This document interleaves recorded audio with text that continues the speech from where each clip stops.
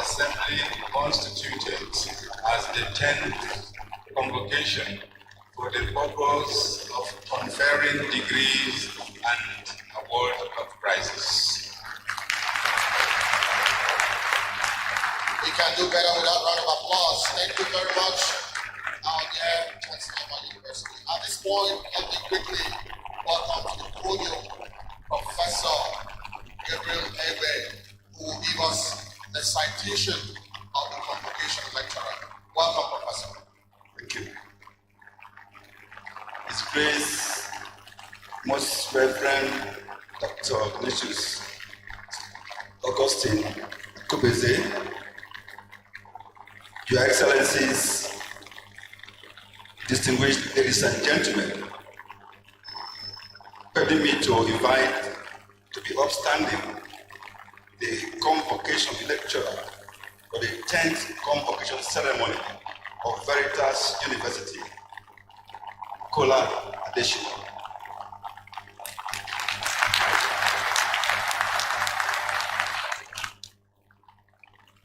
Some humans are so great that their life alters and redefines the course of history. Some 57 years ago, Nigeria gave the world such a man in history. A man with so many professional expertise, tested experiences, and a man of exceptional exploits that it is a huge task to speak about him in a few minutes. But since action speaks louder than words, and is he a man of action, permit me to use a few words to present to you Kola Adeshina, who has a highly diversified professional background and who has graciously accepted to present the convocation lecture today. A visitor to the university, Your Excellencies, ladies and gentlemen, Adeshina holds a BSc Insurance, MSc in Business, Masters in International Law and Diplomacy, and he is an associate of the Chartered Institute of Insurance, an alumnus of the Harvard Business School Executive Education, an alumnus of the Advanced Management Program from Wharton School of the University of Pennsylvania. Young Adeshina started his career in the insurance industry, selling insurance to businesses across different sectors in Nigeria. And after a stint in the insurance industry, he joined Sahara Group, where his selling skills and exceptional project and relationship management acumen enhanced the growth of the energy conglomerate.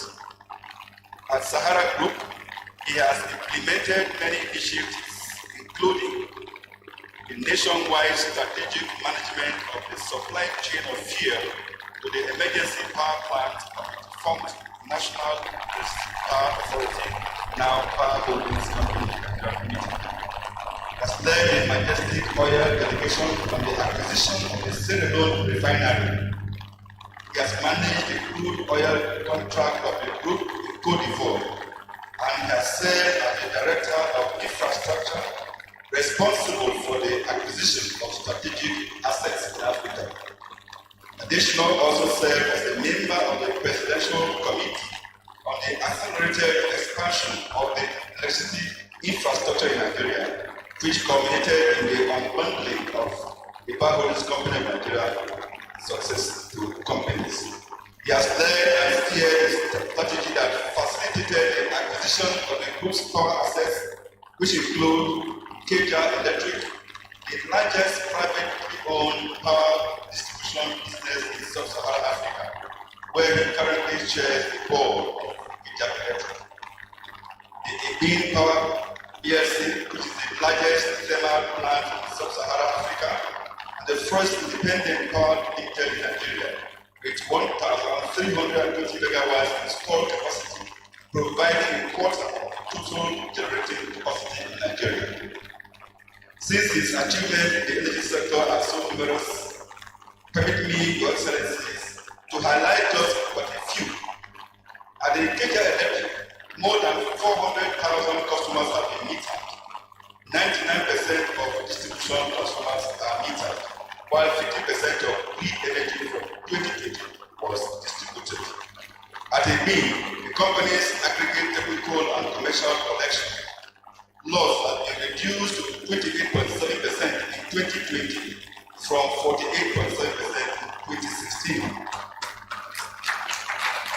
At takeover in 2013, only 400 megawatts of the wind plant was available for generation, as opposed to today where the full capacity of 1,100 megawatts is available for distribution, thus enabling the grid to contribute 13% to the national grid energy annually. The increased capacity of the wind plant has encouraged increased utilization of gas, thus empowering gas producers and suppliers while reducing gas flaring in the nation. As the first independent power limited, located in Rivers State, which currently has a combined installed capacity of 541 megawatts, the company owns and operates 4 gas turbine power plants located in Basamadi, Afa, Omoko, and Eleme. At the Eleme power plant, completed under his watch, has grown from 35 megawatts at takeover to over 500 megawatts today, contributing over 5% of the national grid energy annually. Kola Additional leads the vision of Sahara Power Group aimed at bringing energy to life by deploying diversified power sources to light up lives, businesses, and sustainable intervention in Nigeria and across Africa and for socio-economic and infrastructural development. He combines his years of management and business diplomacy experience into creating and executing innovative strategies for governments across sub-Saharan Africa, the energy sector. When it comes to the power sector in Africa, Additional is a goldfish and a global speaker. This is not surprising because Additional sits on the board of several companies, providing strategic and visionary leadership for the execution of businesses, goals, and objectives. Perhaps one of the reasons why Veritas chose him to deliver the 10th convocation lecture is because of his passion for empowering and mentoring young people and seeking creative ways of galvanizing their energy for sustained excellence and productivity in vision and in pursuit dear Veritas University.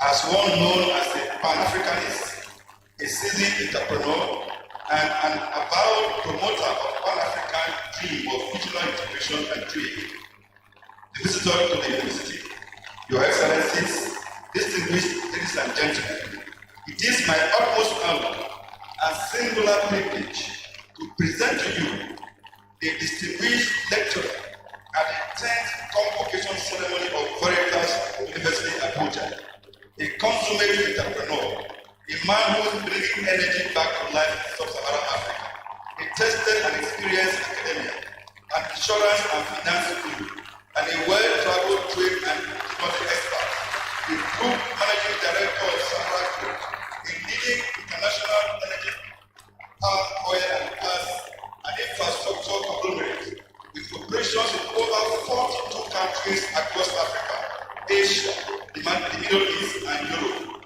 and the Vanguard private sector icon of the year, Kola Additional, present the 10th convocation ceremony of Veritas University Abuja.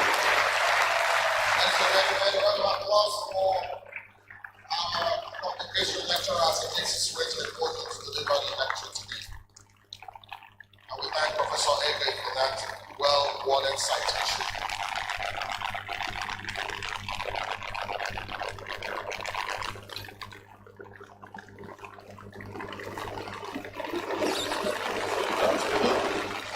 Good afternoon, ladies and gentlemen.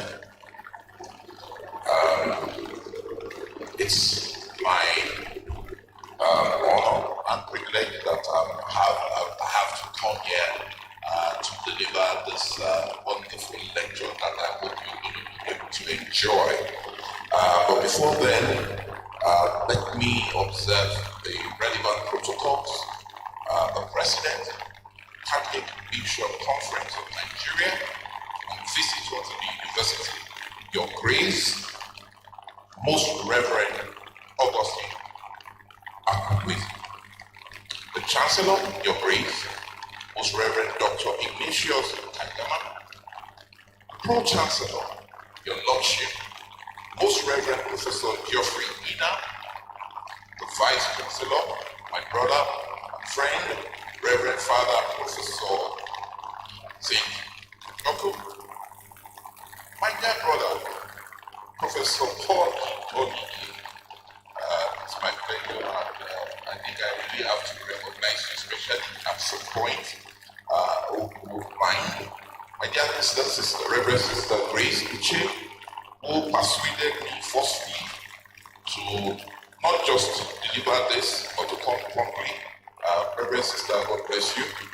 The management and staff of Veritas University, distinguished graduates, ladies and gentlemen.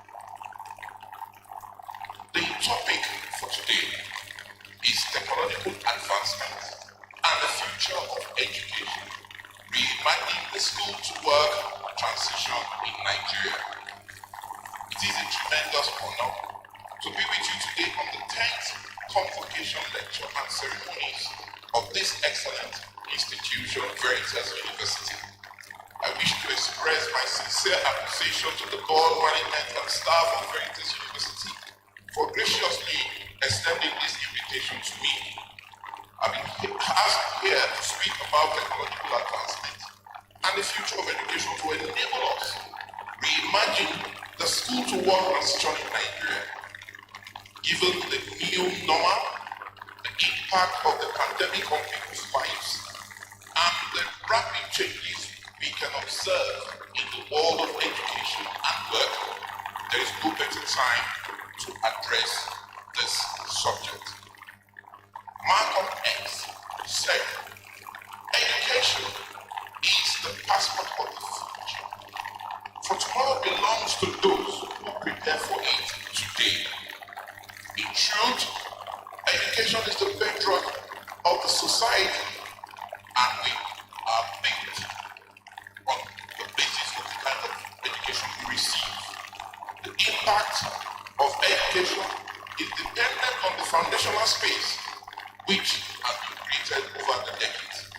Education is the most powerful tool that can shape the future. In Nigeria, over the past century, education has evolved remarkably in terms of availability, structure, tools, philosophy, and skills, amongst others. In terms of availability, conscious effort of the government, religious bodies, and the private bodies as they fully diffuse education from the luxury available only to the rich to a necessity through the development of several education schemes, including the mandatory primary education scheme, which even though is not world class as yet, but it's creating significant impact.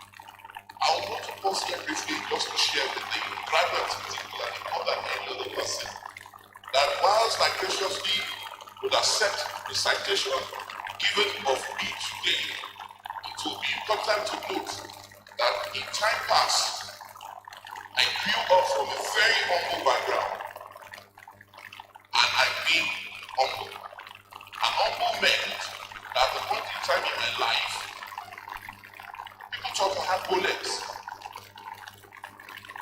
It was because of the fact that the shoes I used to wear were off. And you know what I mean by that?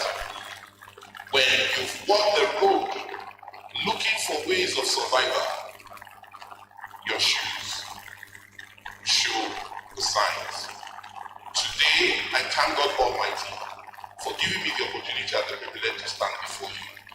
For some of you going through hard times, and I'm sure quite a number of you must be going through that presently, I tell you to be better. The structure of the education curriculum has evolved from the blind adoption of and reliance on foreign curricula to the development of a tailored curriculum suited to the needs of Nigeria and its people. Tools have become more available and accessible. are long past. Access to best class solutions and equipment has proven incomparable and enabled Nigerian scholars to be on par with their contemporaries globally. Similarly, the philosophy and approach to education has changed significantly, evolving from the control of the colonial government, churches, mosques, and missionaries, which often had their own agenda in creating these institutions, to the control of the Nigerian government with nationally standardized programs, expectations, and outcomes. Skills and ownerships of the education process have also evolved to become more reflective of the desires, the needs, and capacities of the individual, rather than the previous ethics holding on to a singular focus and outcome for all people. Progress has been made. Significant progress made, but a lot more needs to be done to truly further education, improve employability, and drive economic progress across the nation. The way we taught before, the way we teach now, and the way we will teach tomorrow should reflect our greatest hopes as a nation, and more effort need to be put into being intentional about the outcomes of the education process. Nigeria is the most populous country in Africa with about 200 million people and will have over 400 million people by the year 2050. More than 50% of Nigeria's current population are youth. This means that more than in any other country, it is imperative that Nigeria must invest more resources in developing all tiers of education at this point to enable meaningful progress. To me, Nigeria's human capital is its greatest resource, and it is the foundation that is establishing this resource today that will drive the results we desire to see tomorrow. But I must ask you a question. Is Nigeria, in terms of development that you see around you, reflective of the kind of resources we have? I ask one more time. The development of our nation, is it reflective of the resources we have in this nation? For you to convert that no to yes, the ball is in your court. According to the World Bank, One Africa Tertiary Education and COVID-19 Update Report 2020, though global enrollment in higher education is expanding faster than at any point in history, Sub-Saharan Africa is falling further behind, despite the region's enrollment rate doubling every 20 years. So we've had more, but yet they are not the best. One of the questions I pose for you is, are we today in this country being led by the best of us? The answer in the future is yours to give. Today, Sub-Saharan Africa has the lowest participation rate in tertiary education in the world. In 2021, Nigeria spent only 5.68% of its budget on education, down from 7.92% in 2016, and will spend even less, that is only 4.3%, on education in 2022. This does not portend well for the stimulus needed to drive Nigeria's educational progress and improve the outcomes for the youth. It is imperative that the current government and the education sector players intensify efforts to adopt the World Bank recommended approach and build a more diversified education system that will ensure education beyond the classroom, invest in new smart technology, ensure equity in access, and stimulate equity in financing for us to be able to achieve efficiency in resource utilization and improve resilience in service delivery. Education beyond the classroom, beyond taught instruction, and formal buildings will prove instrumental in improving the statistics we see now. A significant percentage of Nigerians live in rural areas, where access to education can often be impaired by anything from farming seasons and religious beliefs to a rainy day. There must be more focus on creating alternatives that are fit for purpose for people who cannot access the conventional means of learning. The past few years have been interesting and have shown us all that changes that were predicted to take decades can happen at the snap of a finger. We have long seen hints of the future of education and are watching the reality crystallize right before our eyes. We have seen in the past 2 decades the rise of digital and remote learning, thanks in part to the coronavirus pandemic and the resulting lockdowns. Technology and digitization have advanced rapidly, and education has not even been spared. The change is here, and the future of education is now. Soon, we'll see a more globalized and personalized education system, while digitalized learning through augmented and virtual reality will continue to grow. You already know that online and hybrid learning is here to stay. There is urgently focus on driving the adoption of smart technology, especially in learning institutions, as a tool for improved education and as a specialty focus area for the coming cohorts. As a tool for learning, Nigerian educational institutions need to expend resources to equip students with the right fit-for-purpose technology at every stage of learning. This is setting them up to be lifelong learners and avid researchers, a capacity that is needed in Nigeria if we are to emerge into the industrial age. Learners, not dependent on being told what to do or what to know, but able to explore and satisfy their own curiosity and search for knowledge, which will in turn drive the development of local technology unique to us. I just one more time. How curious are you? Have you ever imagined tomorrow today? Have you ever equally imagined your own contribution of what will happen tomorrow? Or you are going to be a passenger in the vehicle of life? For several of us, we love to be critics. Not the fact that I posed some questions earlier and your answers were no. Sadly, you are a part of the problem. It is usually so easy for us to externalize the root cause of problems and not see ourselves as the cause.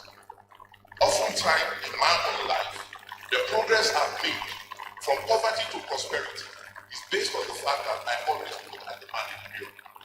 That's the person that has been the cause of the problem. What are you doing to reverse our story? As a specialty focus area, there is an urgent need to build capacity and deliver knowledge at the tertiary level for emerging trends in the technology space. Specializations that provide the skills needed to thrive in the technology-centered world. The global market is heavily skewed in favor of emerging technological skill sets that will serve the needs of these and the next generation. See the rise of e-commerce, blockchain, non-fungible tokens, cryptocurrency, and several other solutions that are changing the way the world works. These skills are in high demand and will be in high demand for the next few decades. Imperative that we create a workforce that can localize these technologies as well as be competitive in the global job market. I pause. How technologically minded are you? Have you ever taken your phone and asked yourself the question, what's the capacity utilization of your phones, your mobile phones? The apps on your phone, how many of them do you use? buy new sets of phones, iPhone 10, 11, 13, and the appetite for the new is usually very high. But the use is always very, very low.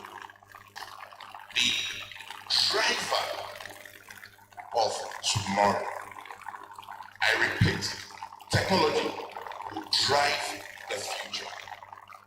Each time I'm in the church, I usually at the same time wonder how our Lord and our Savior Christ went about preaching the gospel without a microphone.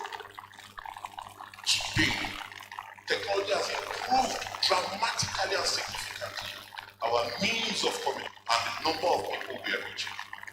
But message we're delivering to the world. Is the world hearing the message, the right message from us? And hearing is very, very important. But what about doing? I was in church earlier today alongside our Lordships. And a poster came out to me as we were walking out. That if we can live our lives on a minute-by-minute basis, on the basis of the lives we project when we are in church, our society will certainly be better. You need to ask yourself this question. It is usually nice to have the highland of opportunity to demonstrate our faith when we go to church, but it's usually for an hour or two. Our lives is truly better reflected by what we do with the remaining 22 hours. What are we doing to add value to humanity? Localizing programs to teach the skills required in the emerging world of technology, including coding languages such as Python programming language, cybersecurity, data analytics, programming and networking, artificial intelligence, machine learning, the Internet of Things, cloud computing, virtualization, and augmented reality, blockchain, biometrics, game-based learning, social networking, e-commerce, 3D printing, and smart decks will prove instrumental in moving Nigeria into the information age and enable us to leverage the human capital resources. Of the things I listed, has any of this elicited your curiosity in one way or the other? Or you're folding your hands and waiting for your mate in a classroom, in other, in WhatsApp, and to develop new products that you will consume. I will say this to you, and I'm saying it on the basis of my personal experience. I realized in life early that producers will always be prosperous, consumers will always be poor. Are you a producer? What are you producing? When you drive from Maitama down here, what do you do with your time? For some people, it will be an opportunity to sleep and snore. For some people, it will be an opportunity to gaze around at developments happening and report those developments where necessary, probably online on Instagram, Facebook, and other social media.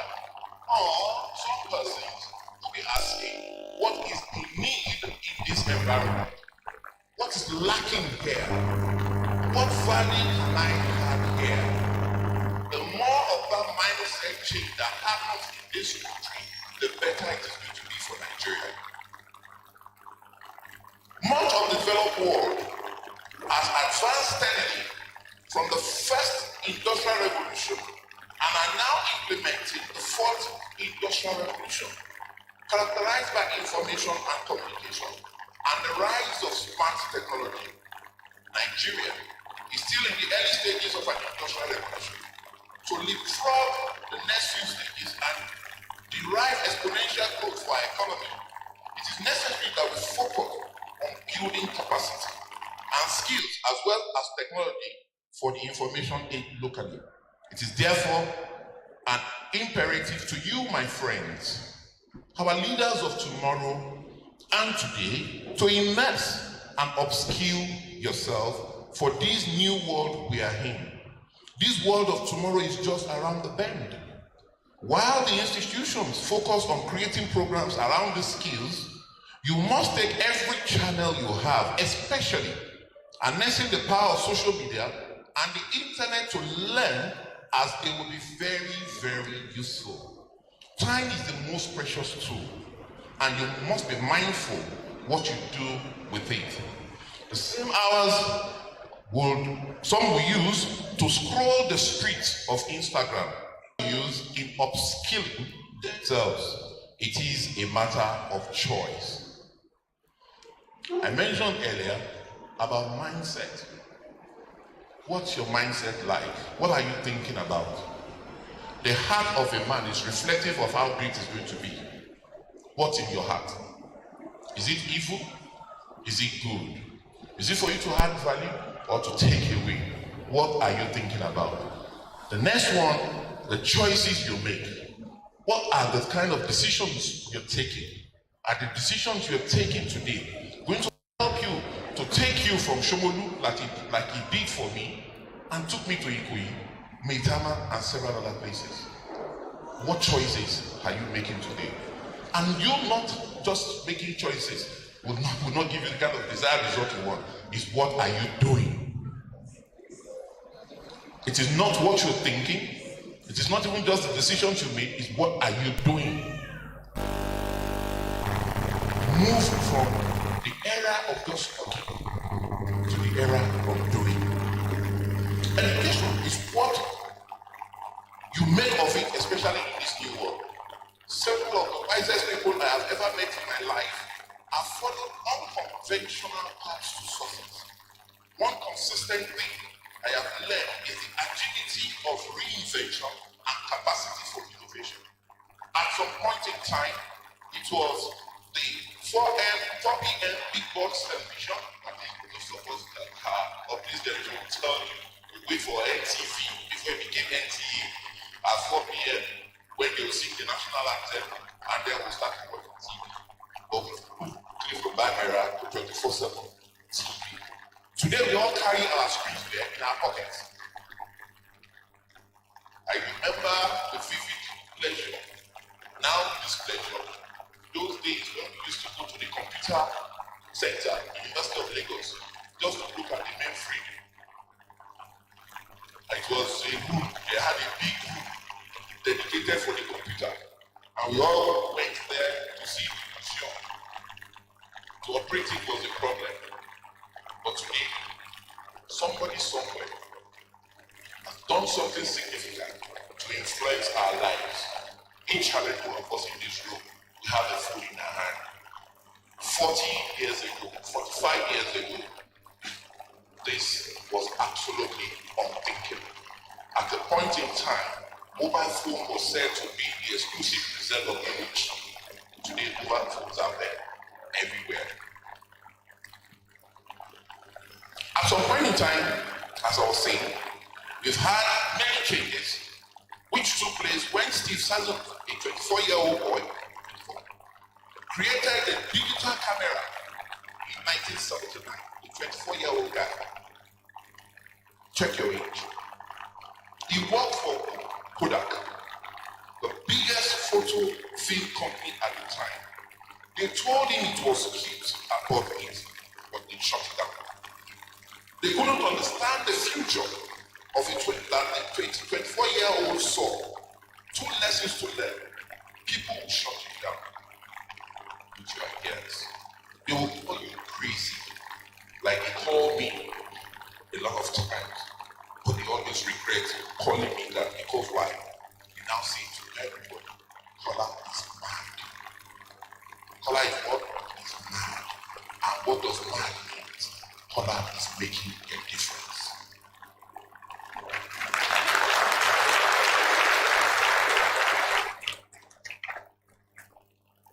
So, be bold with your ideas and stay the course, because sometimes they are too early. Secondly, don't be like Kodak. have the agility for innovation and it went down. Talking of agility, my friends, and I hope I can truly call you my friends years to come, when we both approach each other as partners in setting up a business that become a multi-billion-dollar businesses. There will come a time in your life that you need to stay agile, and that time is now.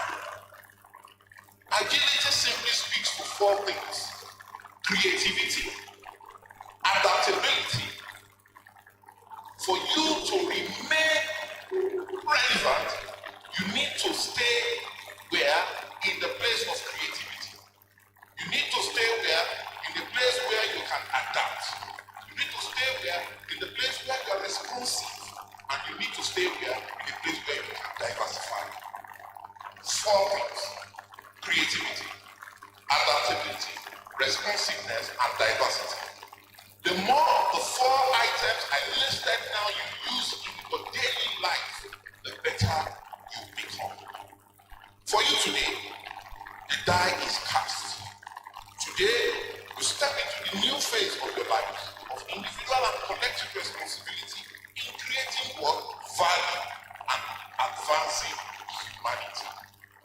You have spent years in this school, being trained, forming routines, and committing to discipline for the next stage. Being refined so you can create what you once only consumed. You are the ones we have been waiting for. To write for every day and for the rest of your lives a story that will be told 10, 20, 30, and 40 years from now. You are the custodians of the future, and the actions you take today is what will be of you tomorrow. Years to come, we'll see you on the pages of this league, on the pages of Vanguard, on the pages of Forbes, on the pages of Times, New York Times, celebrating what you have brought to bear positively for humanity. We don't want to hear of you tomorrow in prison. We don't want to hear of you tomorrow in asylum. We don't want to hear of you tomorrow roaming the streets aimlessly, not knowing what to do. I love this generation, particularly for something unique that a lot of people wonder about: the way you dance. If the way you dance can be converted to the way you think and the way you act, your story will be different.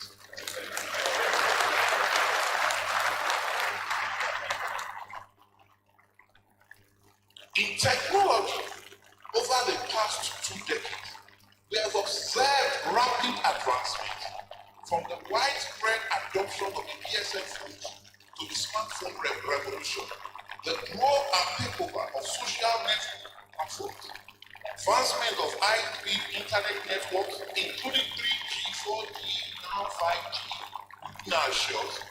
21 years ago, the first GSM license was sold by the Nigerian government for $265 million. Now, Nigeria's telecommunication industry is worth $70 billion.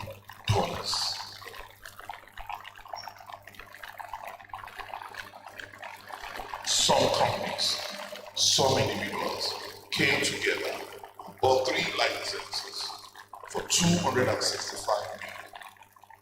21 years later, the valuation of this business is cumulatively $70 billion. Whilst it is important, because I know that quite a number of you said, wow, I could hear it from here. Money is nice. It's a good thing to have. But trust me, if you live your life on the basis of money alone, you never live. What is priceless is for you to truly help your neighbor. I repeat, for you to truly help your neighbor.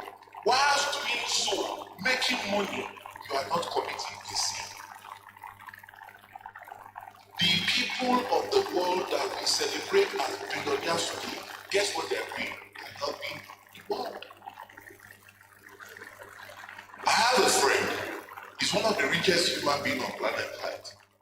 I had a meeting with him in New York, and this fellow came wearing his jeans and t-shirt, and he brought exactly what I'm holding on my hand.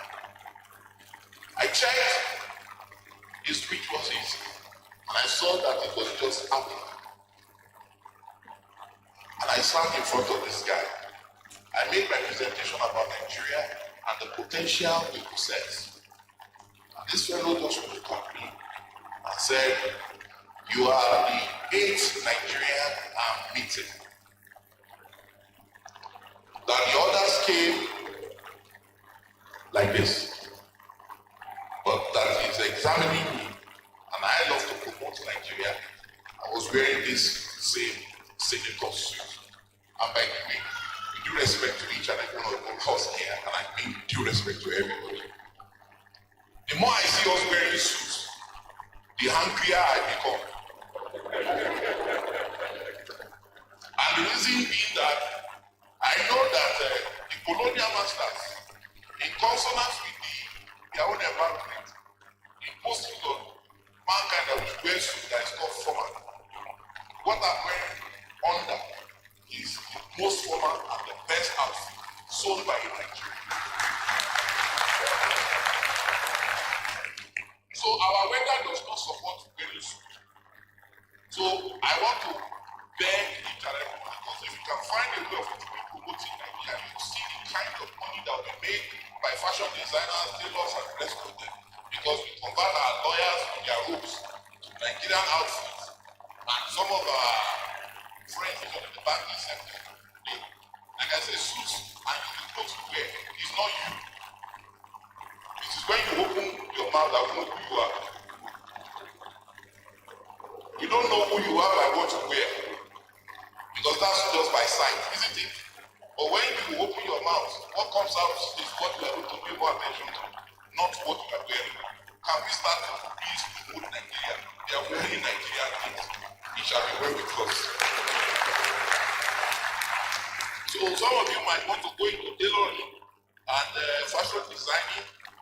I'm available to support that enterprise with my seed capital.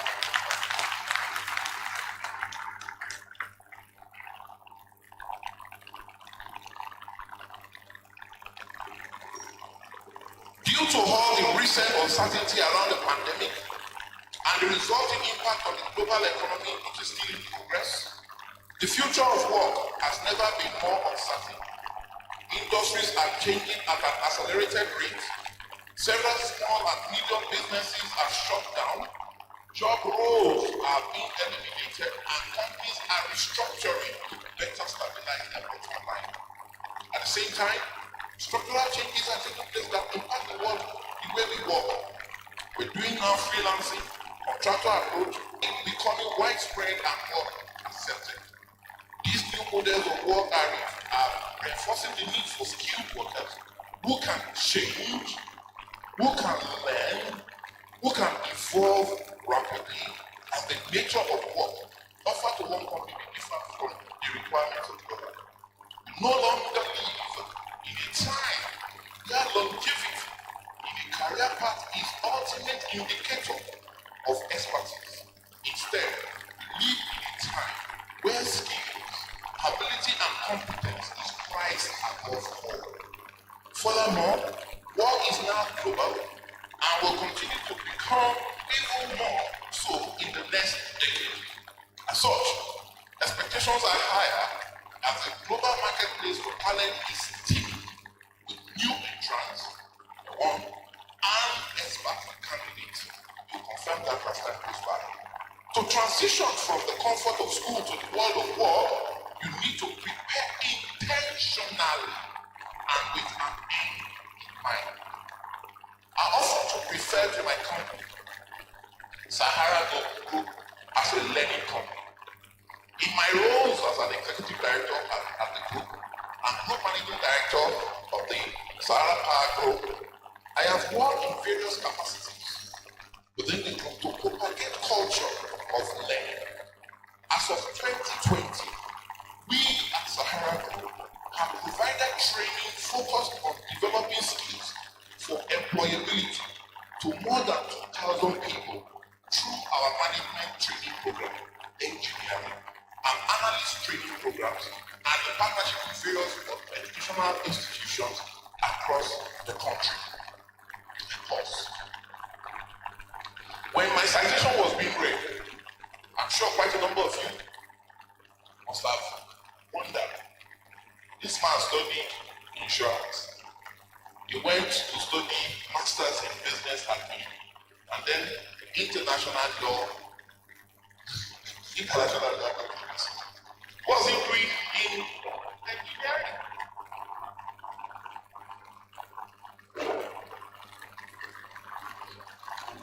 When you are looking for the bed of curiosity, don't look too far.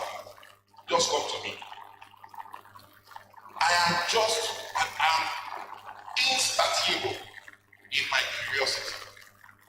My daily life is based on how do we make this thing? Where are the gaps in society? I sold insurance for 12 years. I had a professional qualification in that regard, the highest possible. And I realized that the industry I was in was rather too traditional for my own liking. Every attempt by me to change some of the basic issues surrounding how insurances sold and bought met a brick wall of tradition. But I now said to myself, beyond insurance there are other things. Darkness is everywhere. Nigeria is still suffering from lack of light. And if our Lord, our God, started with the most fundamental thing mankind required, why is Nigeria lagging behind since time? What can we do this weekend? My curiosity led me into engineering, energy particularly, and power specifically. And when you go through a bit of my citation, part of what you find there is that we made this happen, that happen, and rest of them. Let me be honest with you. I'm not in any way satisfied by the level of achievement made so far. And why? My own personal desire, the goal I've set for myself, is not until Nigerians press that switch on the board and there's light 24/7, we have not started. And the reason for this is not far-fetched. By grace, some of us have had the privilege of traveling abroad, and we've seen this infrastructure work. And by grace, equally, incidentally, we go to classes with these same people abroad, and we are the best in class. So the contradiction is a bit worrisome. While the best in class would have nations that is last in class in development, there is something missing somewhere. And I think we need to research it. And one of my own postulations, hypothesis that you probably want to test, is the fact that our value system is the primary reason we are backward as a nation. Our value system promotes selfishness. Our value system promotes self-interest. Our value system promotes greed. Our value system promotes avarice. Our value system cannot be negative and then we want to see positive results. It's absolutely impossible. What you so agree? Can we cure our value system to truly make Nigeria better? I know it's been difficult to clap on that one.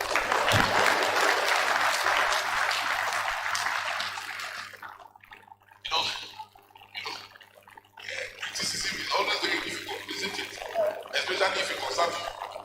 You are asking yourself that what's my own contribution in the value system or value conscience of Nigeria, and you see that your contribution is extremely significant. So when somebody like me comes here to say what I've just said, you look at that and say, wow, this guy's not shooting us, I'm putting finish you see, you are even traveling very soon.